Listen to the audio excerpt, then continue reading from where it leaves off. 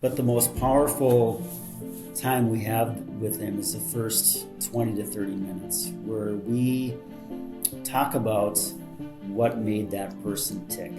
And we just kind of start that conversation, and families will share memories, they'll share stories, they'll laugh, they'll cry. There's all types of emotions involved in that time frame. And then that's where we pick up on just little tidbits about that person and how we can honor and celebrate that life.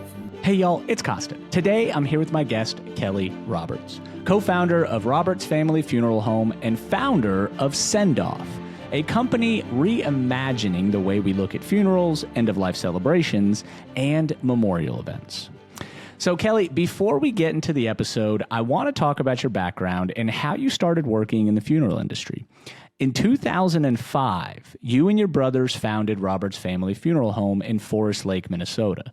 What's it like to start a funeral home? We saw a need in our market for a locally owned funeral home back then, and we had the land to do it on. We come from a floral gift and garden center family business, and we had greenhouses on the land where I'm sitting right now. And my brothers and I didn't want to be farmers after we bought the business from our folks. So we got rid of the greenhouses and then had the land back here. And I have always had an interest in funeral service. And I think that started from just being in the basements of funeral homes, dropping flowers off over the years. And so that's kind of piqued my interest. Never went back to school for it. Probably should have, but didn't. And so we built the funeral home from scratch in 2005. And looking back on it now, Kosta, it was, like I said, a daunting task. And we were fairly young at the time, in our early 30s, and we're naive in a lot of different ways. And looking back on it, it was really risky. And but we did some unique things in our community and just really engaged with different events and had deep roots in our community as well. And so that boded well for us, and we served our families well. And now we're 18 years later, and we've got about half of the market here in Forest Lake. So we feel really, really good about that. Are most funeral home companies, are they like corporate conglomerates, or is it a lot of people that are kind of local business owners, entrepreneurs that started from scratch?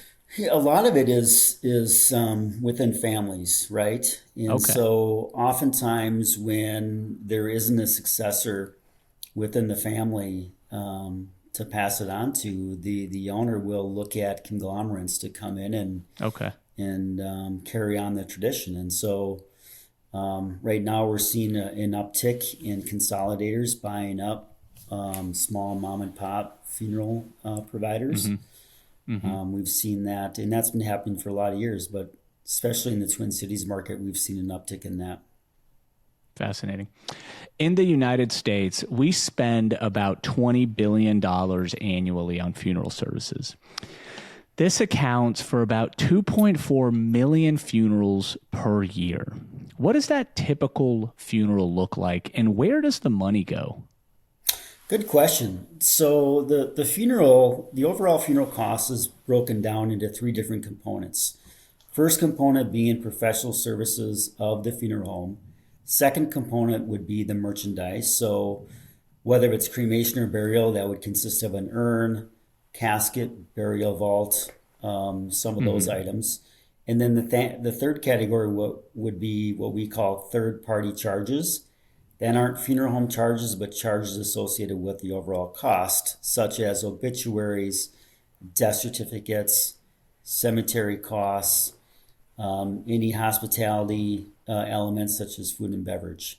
So all of those items. So three different categories making up the overall cost. And how much does a typical funeral cost?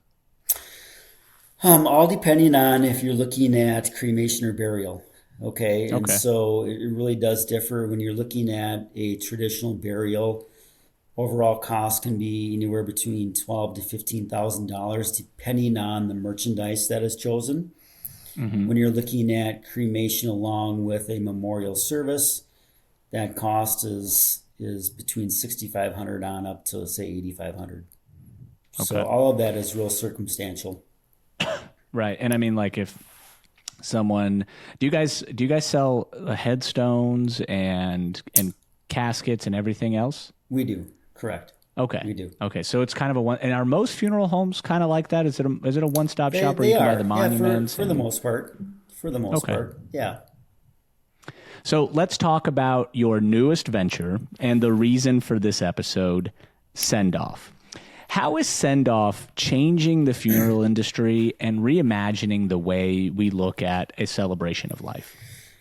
So SendOff really is a concept that has been in the back of my mind for a number of years now. And what I did is looked at different industries. You look at like what the wedding industry has done over time, where it's completely evolved, and the funeral space really has not. And in Forest Lake here at Roberts Family Funeral Home, we've always been kind of on the forefront of doing different things. Like, for example, we have a bar in our funeral home. Okay. A lot Nice. of funeral homes don't, and so we've always Right. been kind of just thinking on different ways on how we could help families honor and celebrate someone's life. And so, one comment also that I would hear over time, Costa, is that even if I was out in a social setting or even here at the funeral home, people would come up and say, you know, Kelly, I don't want to have a funeral, I want to have a party. And Yeah. so we looked at different industries, we looked at consumer feedback, and we decided that the industry could use a little bit of disruption where we would create highly personalized memorial events outside of the traditional settings such as churches and funeral homes, and we put them into hospitality venues such as wineries, breweries, golf courses, bodies of water, Sure. which is popular here in the land of 10,000 lakes, of course. Absolutely. And so that's really the essence of the brand. We launched about a year ago now, and we're really excited about helping families honor and celebrate their loved ones in these unique and special ways. Do you feel, and I know that everybody's different, obviously, but where I kind of like when I was growing up, I've had a few relatives that passed away, and we always had that type of send off where it was like, you're essentially treating it as a celebration of life versus this very sad and sobering thing. It obviously started in the funeral home, but then afterwards we kind of like reminisced and told stories, and obviously some alcohol was involved. And so, I don't know, just it felt like at the end of it, we all had an opportunity. We were all still very sad, but we all had an opportunity to kind of recollect everything that we were taught, life lessons, the great experiences that we shared. Just hands down, I felt like, almost a sense of relief, knowing that, my relative was in a good place and the family was still going to kind of stay together. And I know it sounds weird, but sometimes, when somebody passes away and they're kind of the glue or the conduit of the family, and they're no longer there, sometimes families fracture. We definitely see that for sure. But the one word that really kind of sums up the send off would be the overall experience, right? Okay. We want to bring that person's presence in that space during that time.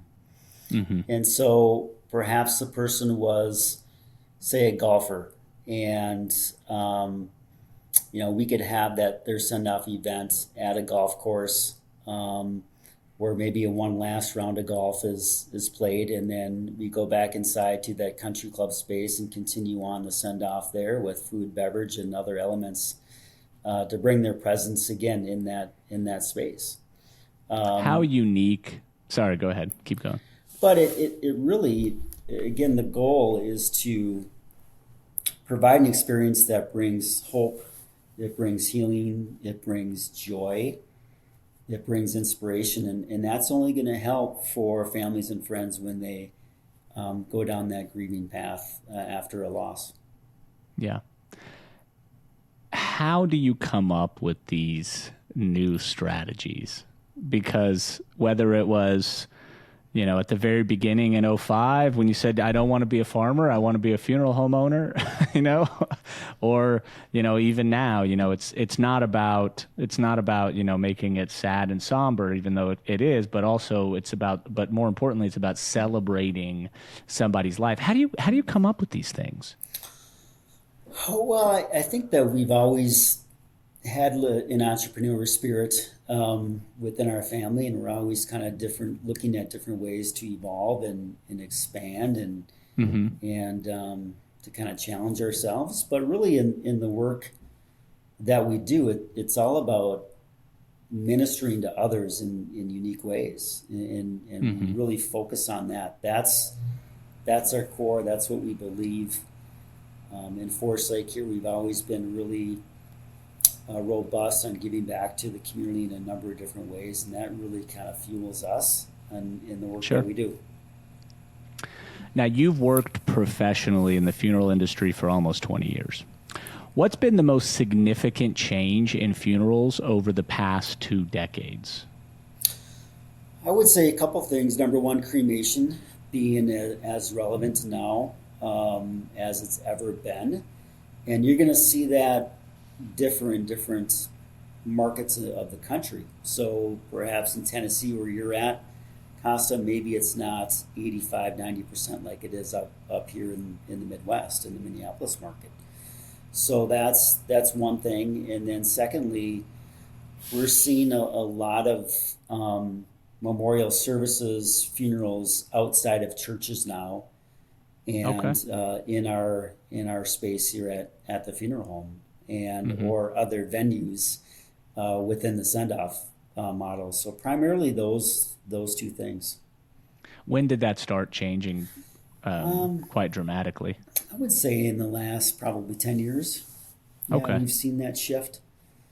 Yeah, and the last funeral that I was at a country club. Sure. Because the person was a avid golfer. One of his favorite places was was the country club. And I mean, he would spend his weekends, sometimes a Saturday or a Sunday there, playing golf, hanging out. His family was there with him. There was a bar there and all that stuff. And it was a celebration of life and the vibe. I work in long-term care, so I go to a lot of funerals. Sure. For clients that pass away. And Tennessee is a very conservative state, and the area of Tennessee that I'm from is even more conservative. So obviously, a lot of services and memorials are done at a church, and they are done at a funeral home. But we miss that component, that celebration of life component. I think that sort of it allows people to realize how incredible of an individual and how much of an impact they had on certain people's lives, Absolutely. It really is for us to be able to empower families to think differently than what they only know. And to bring that event to family and friends to really look at how significant that person's life was and all they did is that's impactful. It's powerful, actually. Yeah. So as our next generation of elders begins to pass away, how are their expectations and requests different from previous generations? And how do you see this industry continuing to evolve? I think when you have companies like SendOff out there that are educating consumers on things can be done differently than what they only know. So we're going to, I think, therefore, see a lot of different requests on how people can honor and celebrate someone's life. And so, that needle is changing or a little bit here as time goes on. And there's going to be, I think, a need for more companies like ours to get out and just spread that word and again, empower these families and give them permission to think think different on the different and unique ways on how to Yeah. celebrate life. So obviously, you guys are in the North Lake market. Um, but is SendOff something that you think will turn into more of a national brand, or do you think it'll be almost like a service that every funeral home has to have to be able to accomplish a successful celebration of life? Right now, our goal is to get send off really established and dialed in here in the Twin Cities Okay. metro area first and foremost. And I think Okay. that I get that question asked a lot, Costa, as far as where we can take this, and I think there is a lot of opportunity out there for us to scale send off. Um, but the question that you asked about kind of different funeral homes offering these types of services, I think that in order for funeral homes to survive long term, they're going to have to think outside of the box, pun intended, Yes. Right. Yeah, and absolutely. give the consumer what they actually want when it Yeah. comes to a memorial event. So I see it. I see it being that way for sure. Yeah. I mean, I don't want to like make it sound too simplistic, but essentially, you have an expertise in offering funeral services, but I think a component that you're trying to sort of capitalize and become the predominant market maker is you want to be an event space planner or an event planner with that funeral component. So if you can Correct. merge the two together, then Correct. you're going to be able to meet those needs and expectations. Before we move on about talking about the cost and also a little bit more about send off, have you seen an uptick in funeral services, or has it been pretty steady? I know obviously the pandemic was one thing, but overall, I mean, we're becoming an aging population in the United States, and so more and more people are reaching end of life relative to the other population of the United States. Do you see a uptick? Just in the death rate, Hmm. is that your question? Yes. I Yes. Sorry. Death rate. Yeah, there is a little bit of an uptick. I think as time goes on, especially with the baby boomers and the Right. age group that they're in, and that's only going to increase over time with that. Um, one thing that we've seen an uptick in is what we would call just where families choose a cremation without having any services whatsoever. And I think one of the reasons why that is the case is that there really hasn't been anything out there that the family could have to honor and celebrate their life. So funeral homes weren't offering what they would want, and so Right. that's one of the reasons why we started Send Off is to give Yeah. families an opportunity to celebrate someone's life in a unique way. Well, Um, and it's very expensive. I mean, 5,000 to 8,000 or 12,000 to 15,000. That's a lot of money for a lot of people, and that's why I think we touched on this earlier. And obviously funerals aren't cheap, and no one wants to mhm. spend money on something that they don't want or that they don't need. So just to sort of drive the point home, how is send off creating a more thoughtful and enjoyable way to invest in the legacy of our loved ones than a traditional funeral? One of the most powerful things that we do with families when they come in to see us for the first time is that we have a lot of details to go through, and our time with them can be up to 2 hours, 2.5 hours long.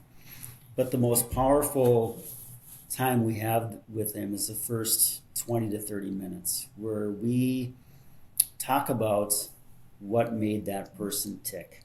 And Hmm. we just kind of start that conversation, and families will share memories, they'll share stories, they'll laugh, they'll cry. There's all types of emotions involved in that time frame. And then that's where we pick up on just little tidbits about that Hmm. person and how we can honor and celebrate that life. And so we really, really feel that's an important part of the process when they come in and see us and trust us to honor their loved one. Hmm. When you think about your own funeral or celebration of life, how have your experiences in the industry shaped what it will look like? And what does a fulfilling send-off look like to you? One of the messages that we have within the brand Costa is that a traditional component can be an important part of a send off too. So we're not trying to tell families that you should have a party and not have a funeral. Okay. Sure. So Yeah. with that being said, is that right now I'm 50 years old. This could change as well, but I'm going to have a traditional component to my send off, and that's going to be at my home church that I've been at all my life. Sure. So we'll start out with that. My body will be present for that as well. And then we talked about hockey before we went live here at Costa, and so I still play hockey now, and Nice. I want to have a one last skate with all my family and friends, and I would want to be present for that as well, to even have my body at center ice for the opening face-off. I love it.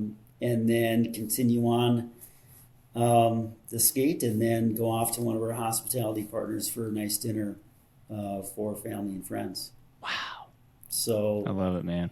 Well, you're still a long ways away from there. absolutely, and